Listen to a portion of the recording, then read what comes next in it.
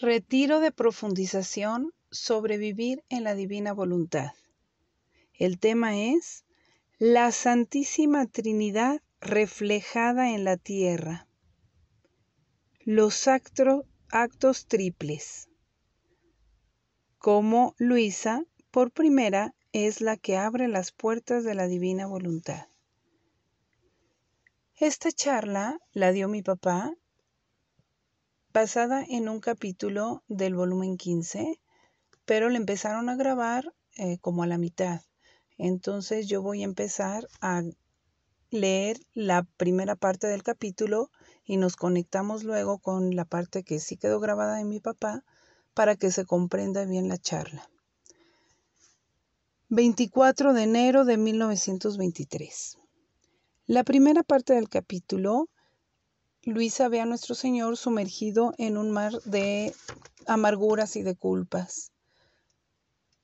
Pero él rechaza todo eso y llega un momento en que sale de ahí porque dice que ya no puede más y que quiere desahogarse en amor con Luisa, con su pequeña hija de la divina voluntad. Y también Luisa, por la privación de Jesús, ya no podía más. Entonces también Jesús venía a que Luisa se desahogara con Jesús en amor.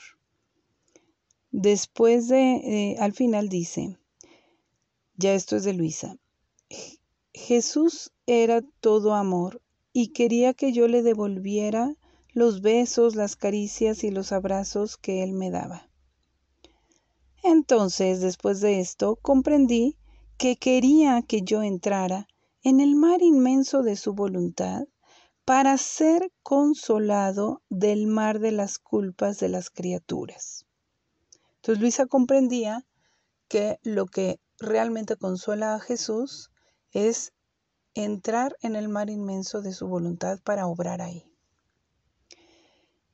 Y yo, sigue Luisa, estrechándome más fuerte a él, le dije, aquí viene el acto de Luisa, mi amado bien, junto contigo quiero seguir todos los actos que hizo tu humanidad en la divina voluntad.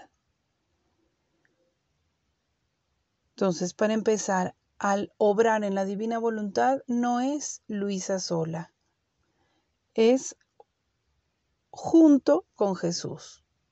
Entonces, así empieza, mi amado bien, junto contigo. Quiero seguir todos los actos que hizo tu humanidad en la divina voluntad.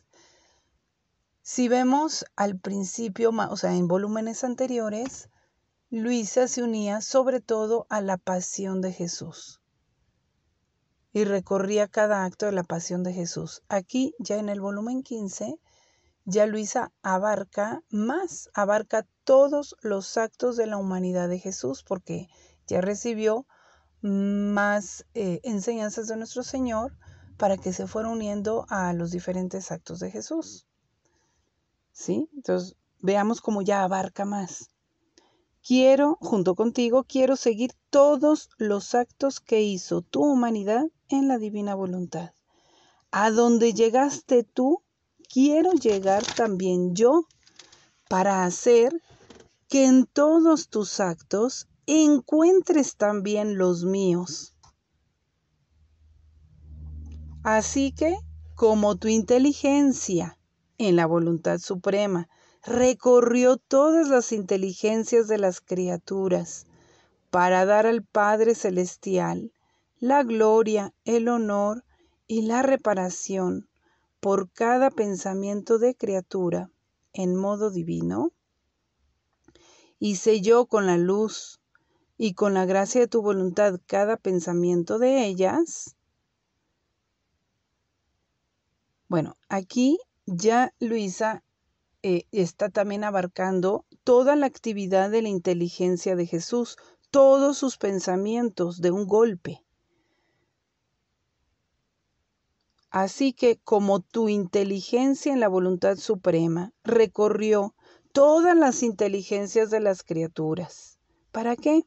Para dar al Padre Celestial la gloria, el honor y la reparación por cada pensamiento de criatura en modo divino y para sellar con la luz y con la gracia de tu voluntad cada pensamiento de ellas, de las criaturas, así también yo. Aquí viene cómo Luisa se une a ese mismo acto de Jesús, de todos sus pensamientos. Así también yo quiero recorrer, junto con Jesús ya lo dijo, y en su inteligencia, cada pensamiento de criatura, desde el primero hasta el último que tendrá vida en las mentes humanas, para repetir lo que está hecho por ti. Esto es lo que normalmente se le llama girar en la divina voluntad, o como aquí uso también recorrer en la divina voluntad, hacer el recorrido que hacía Jesús con sus actos. ¿Cómo vemos aprender a girar o recorrer en lo que hay en la divina voluntad? Pues es ir siguiendo los actos mismos de Jesús para ir abarcando todo lo que Jesús abarcaba, o sea, todo.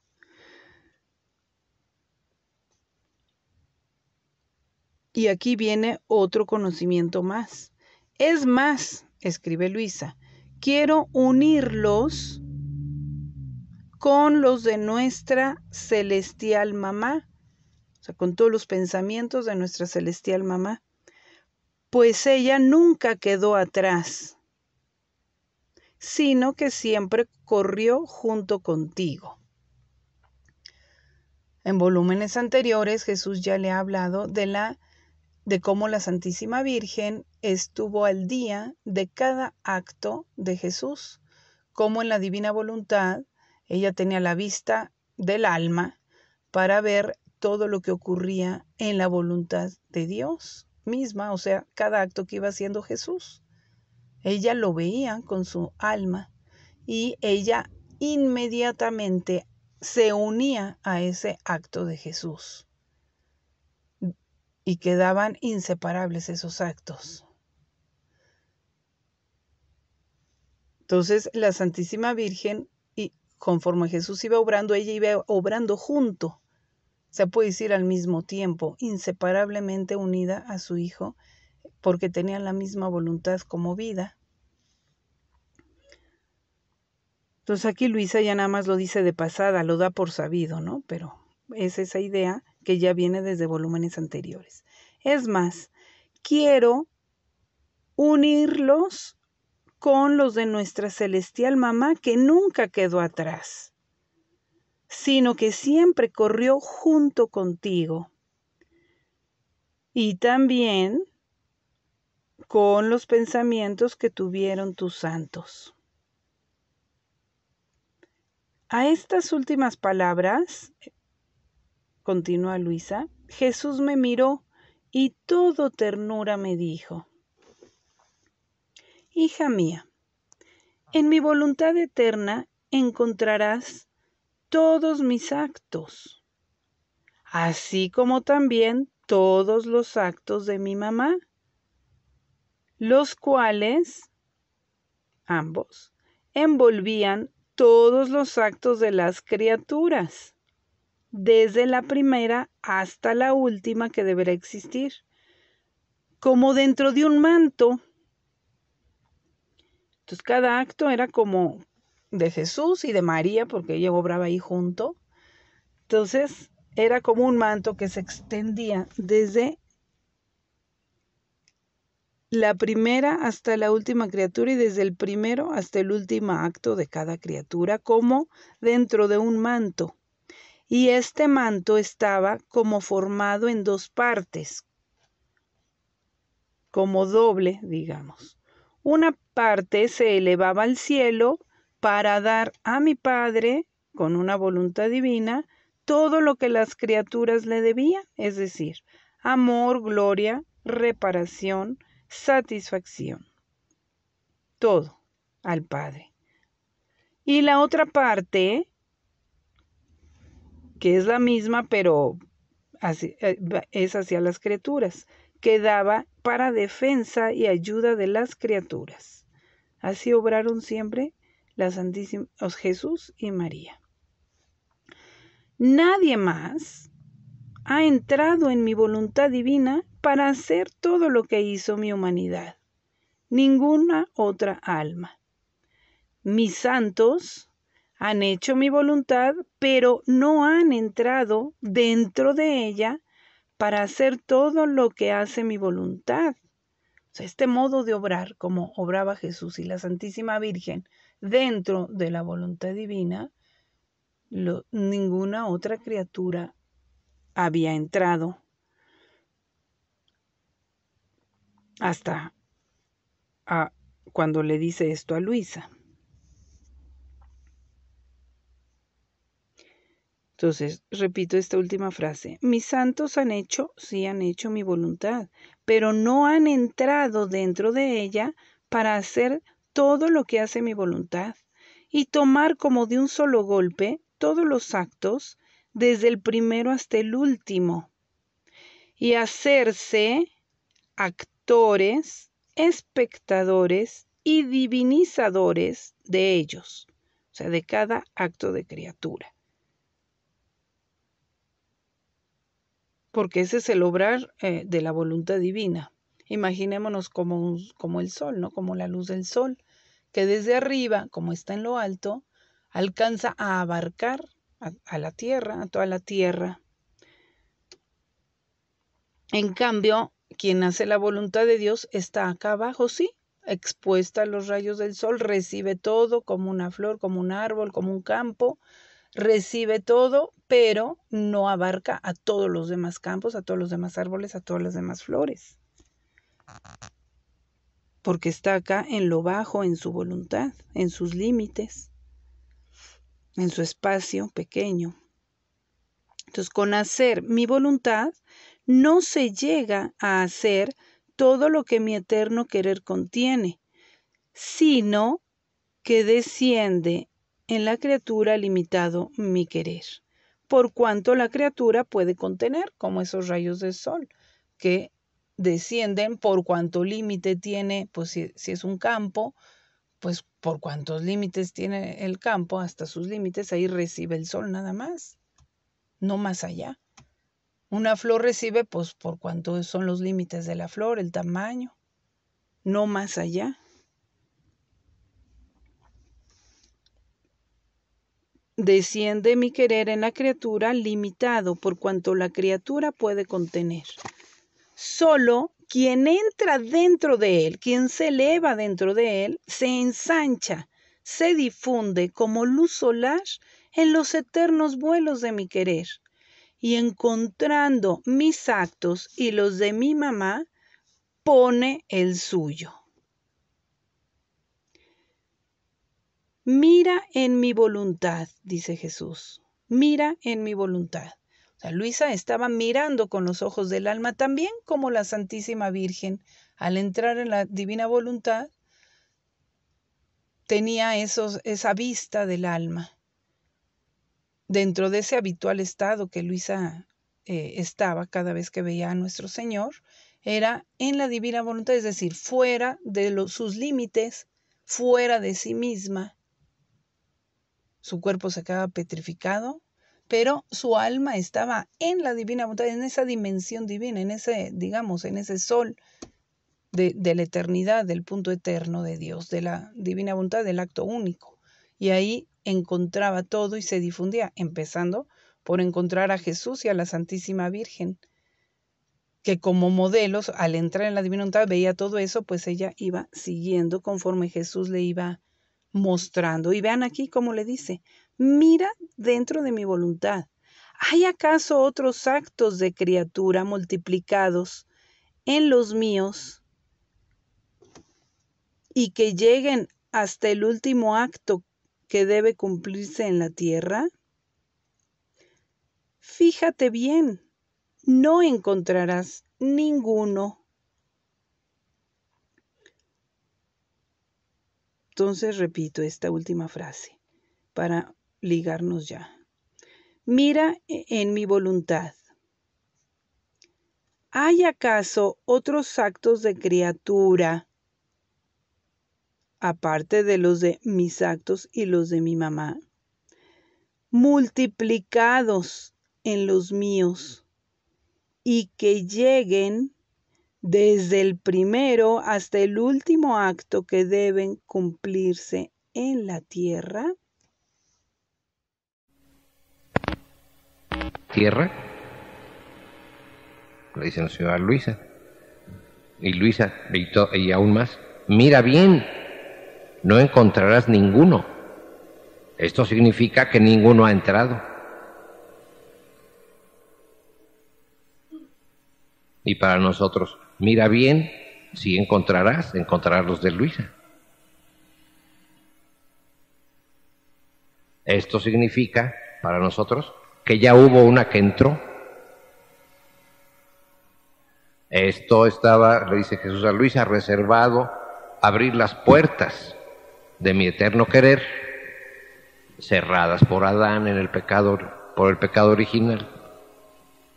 Estaba reservado a la pequeña hija mía, para unificar sus actos a los míos y a los de mi mamá.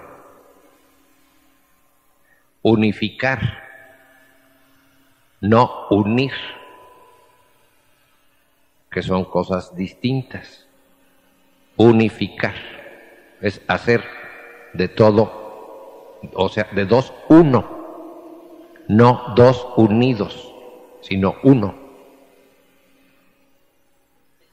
Padre, te ruego que ellos sean uno en mí, como tú y yo somos uno. Eso es unificación, unidad. No unión, sino unidad. Entonces aquí se cumple perfectamente esa unidad que Jesús le pidió al Padre. Mi eterno estaba reservado a abrir las puertas de mi eterno querer a la pequeña hija mía para unificar sus actos a los míos y a los de mi mamá. Aquí se cumple. Porque nosotros hemos pensado, para que seamos uno como el Padre y Jesús es uno, es decir, que nosotros vivamos en paz entre nosotros mismos y pensemos igual. No, para que seamos unos con Jesús, en la unificación de nuestros actos con los de Él, porque no hay otra manera.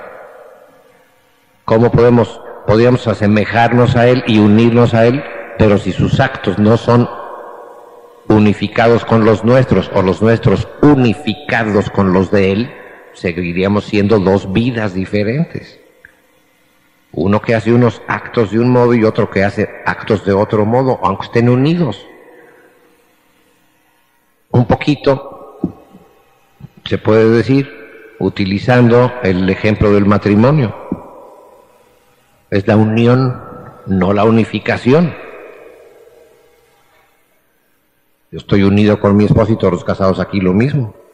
Yo ahorita estoy unido con mi esposa en perfecta armonía, en perfecta unión, pero yo estoy hablando ahorita y haciendo mis cosas y ella está haciendo las suyas allá. Sin embargo, estamos unidos, pero no unificados. Y a fin de nuestras vidas, yo voy a ser juzgado, digamos, solo, y ella va a ser juzgada sola por los actos que ella haya hecho. Pero estuvimos unidos, pero no unificados. Y aquí nuestro Señor lo que quiere de nosotros no es simplemente que estemos unidos como esposos, sino unificados como el Padre y Él eran uno. Y esto se logra, repito, a través de la unificación de nuestros actos con los de Él. Claro, nosotros tenemos que disponernos y tratar de hacer uniformes nuestros actos con los de Él para que Él sea el que nos unifique, porque la potencia de la unificación radica o está en la divina voluntad, y nosotros entrando ahí y haciendo nuestros actos, y eso es disponernos, esta potencia de la divina voluntad unificará nuestros actos a los de Jesús para que seamos uno, como el Padre y Jesús. Después viene, curiosamente, a hablar de la unidad y cómo son uno el Padre y Jesús. Repito, esto significa que ninguno ha entrado. Estaba reservado abrir las puertas de mi eterno querer a la pequeña hija mía para unificar sus actos a los míos y a los de mi mamá y hacer todos nuestros actos triples ante la majestad suprema. Antes de los de Luisa, antes que Luisa hiciera todo esto, en la divina voluntad estaban solo actos dobles, hechos por Jesús y por la Santísima Virgen. Luisa, al entrar y unificar sus actos con los de Jesús y María, que eran dobles, es la primera que hace que los actos hechos por la criatura unificados a Jesús sean triples, es decir, los mismos actos hechos por tres. Esto nos lleva de inmediato al pensamiento de la Santísima Trinidad, porque en este unificar a Luisa para hacer los actos triples, todos hechos en la divina voluntad una, es la verdadera y perfecta semejanza, imagen y semejanza de aquel hagamos al hombre a nuestra imagen y semejanza. En la Santísima Trinidad, como es lo siguiente que vamos a ver, está la misma situación. Y la semejanza e imagen, sobre todo la semejanza, es hacer triples las cosas. Nosotros, antes de conocer esto de Luisa, ¿dónde ponemos la imagen y la semejanza con Dios? En que tenemos un alma espiritual y tres potencias del alma. Pero no basta. La verdadera imagen de Dios es obrar de alguna manera, bueno, no de alguna manera, en modo trinitario. Es la verdadera imagen. Para eso la encarnación del Verbo y la maternidad de la Santísima Virgen. Y nosotros, unificándonos, venimos a ocupar, como Luisa, el tercer, es decir, el acto triple, el tercer puesto que Adán perdió. Por eso perdió la semejanza, porque se salió, digamos, hablando en aquel lenguaje bíblico, no quiso tomar del árbol de la vida, no quiso vivir del árbol de la vida. ¿De cuál vida? Pues de esta vida que nos traía el Verbo encarnado gracias a la maternidad divina de María, que si bien en el tiempo no estaba, en Dios sí. Y Adán era el primero que a imagen y semejanza debía haber recibido, porque no hay de otra fuente de la encarnación del Verbo, este acto triple por parte de él y ser la perfecta semejanza de la Santísima Trinidad.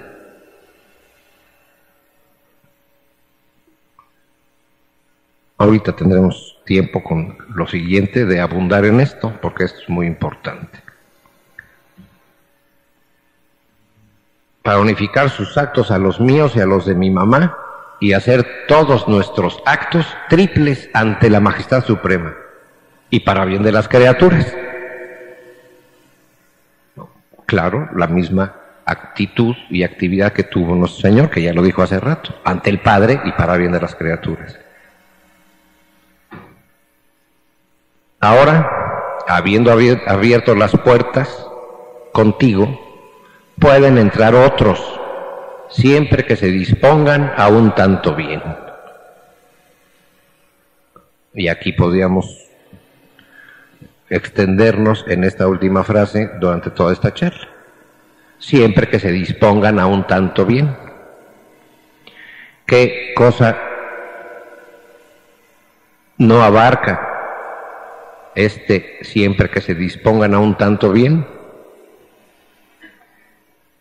para no extenderme demasiado, podíamos resumirlo en más o menos en pocas palabras. Disponerse a un tanto bien, punto primero, ponerse en obediencia a la voluntad de Dios. En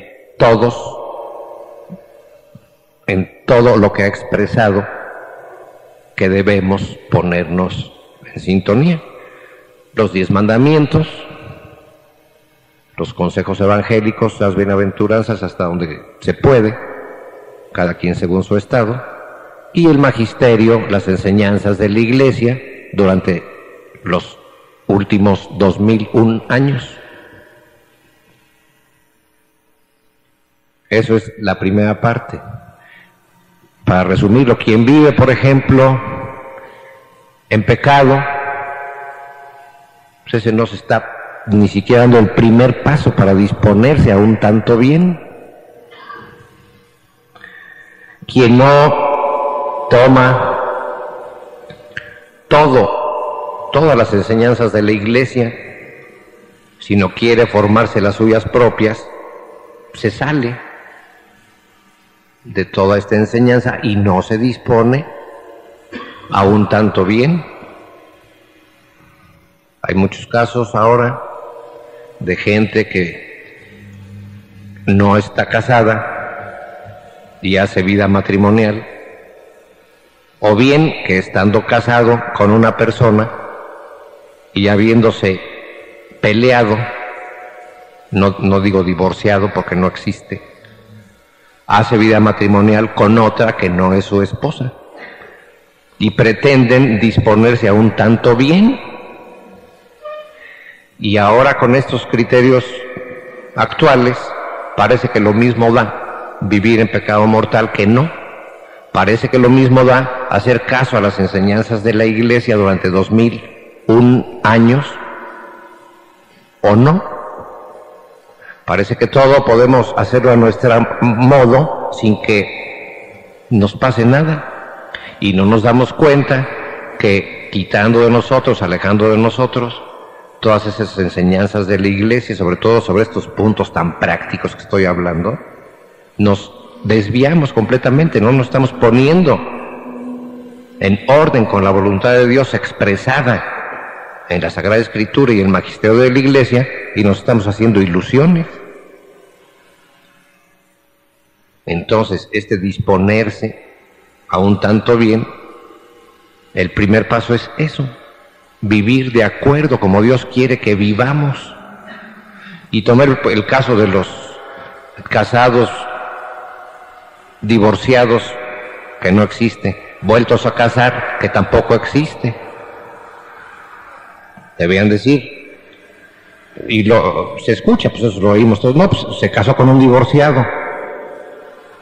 No se casó con un divorciado, se juntó con un casado.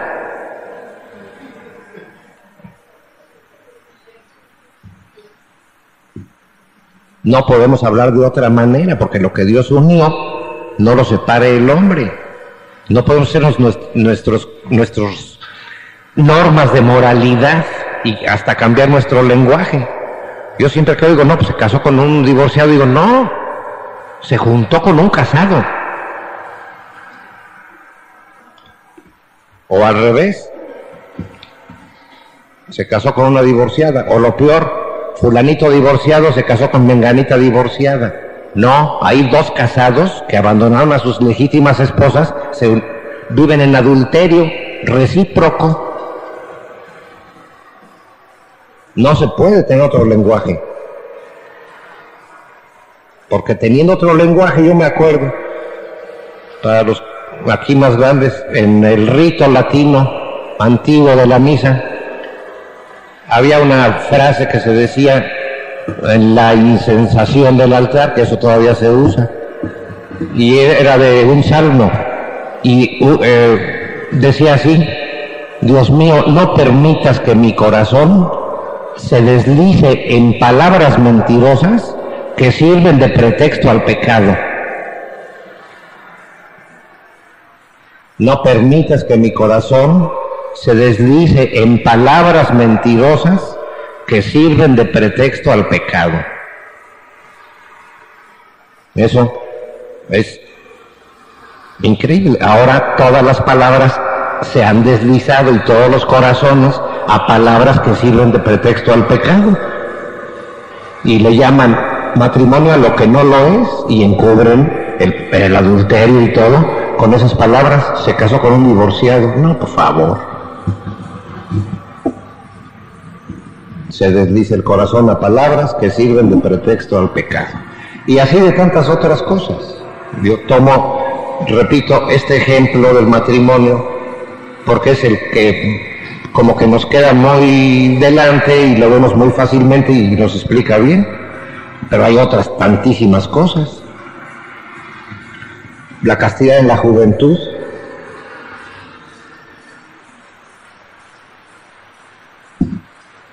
cuántas palabras maliciosas que sirven del pretexto al pecado ahora y queda encubierto una vida de lujuria con unas palabras tan bellas como amor.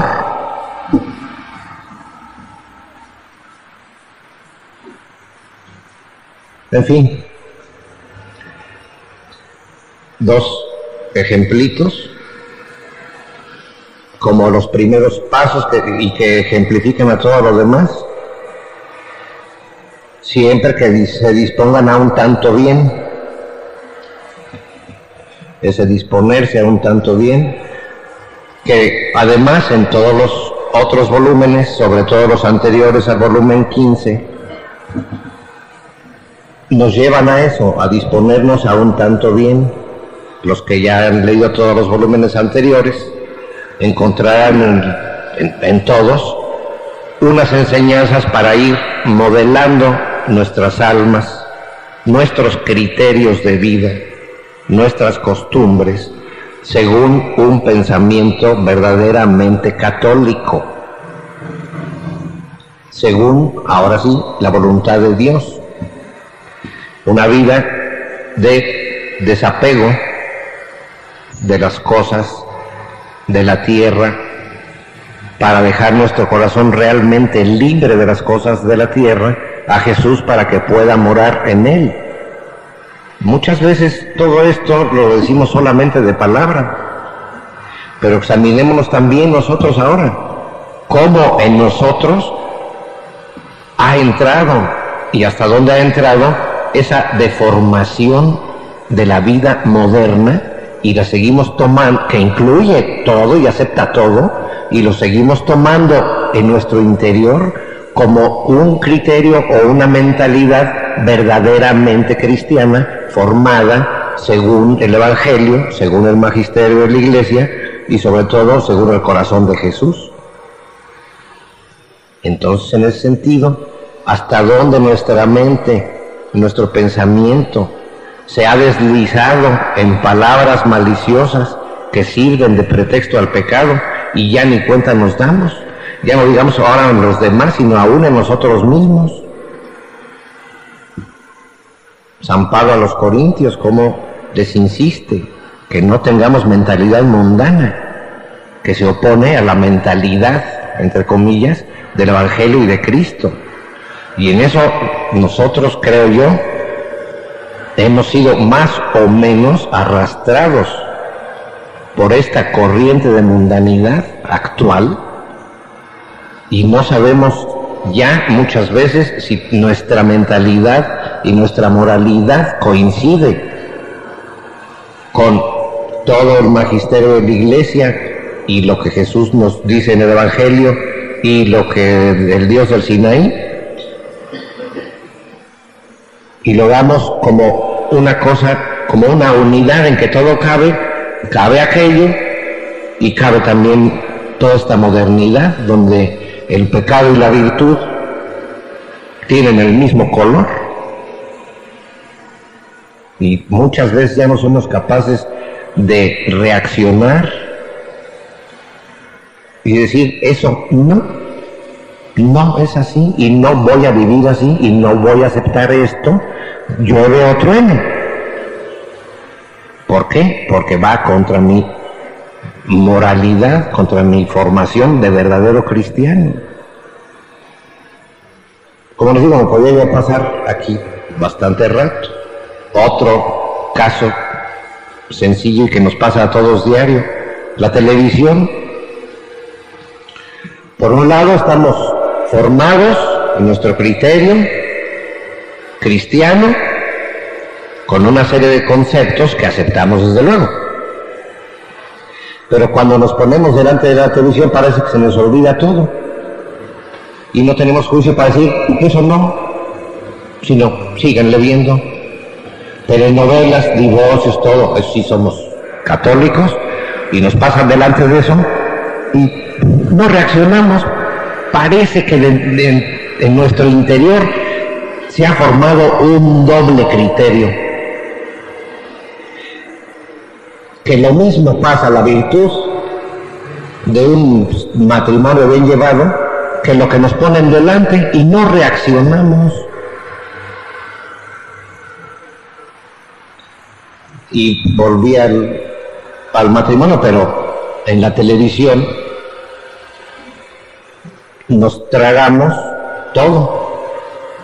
No tenemos ya muchas veces ese discernimiento de decir, eso es pecado, apaguen esa televisión.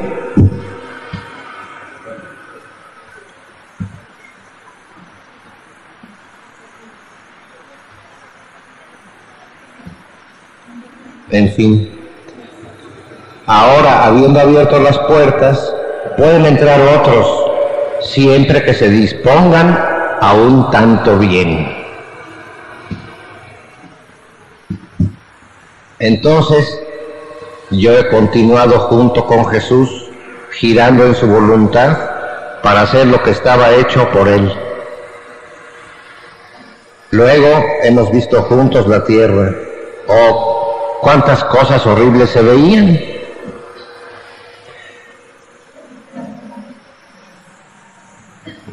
Es lo mismo. Volvemos a la televisión tal vez otro momento. No matarás, todos estamos de acuerdo. A nadie se le ocurre tener el deseo de matar a nadie ni de golpear a nadie. Pero siéntense delante de la televisión y aceptan ver 10 asesinatos en 3 cuartos de hora. Y la conciencia, no, se divierten, pues nos divertimos, pues. Yo no sé cómo se puede tener ese doble punto de ver las cosas. A mí no se me ocurre matar ni nada. Ah, pero veo que dos se matan y me divierte, me entretiene.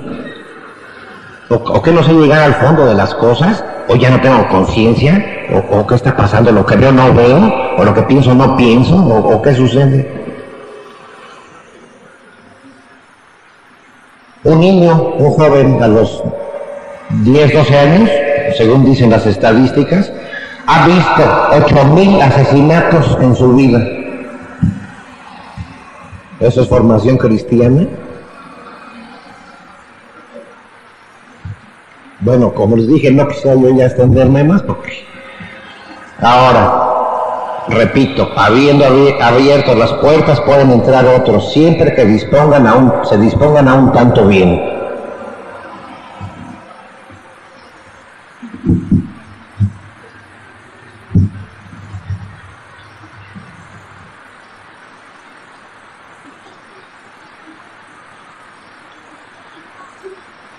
Yo pienso que podemos, no sé ustedes qué opinen, detenernos aquí y continuemos después, porque con el ruido que produce es más difícil.